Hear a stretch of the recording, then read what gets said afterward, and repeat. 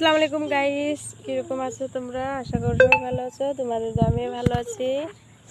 এসেছি দেখো নদী পাড়টা ব্রিজ, অনেক সুন্দর হাওয়া ঠান্ডা। এখানে আসলে আমাদের সঙ্গে পুচকু পুচকু ফ্রেন্ড আছে, বুঝলে? ওই সেরা হাই কও। হাই। তো যাবো এখন ঘরে, সন্ধ্যা হয়ে গেছে তোমার, থাকবো না আর, চলে যাব ঘরে।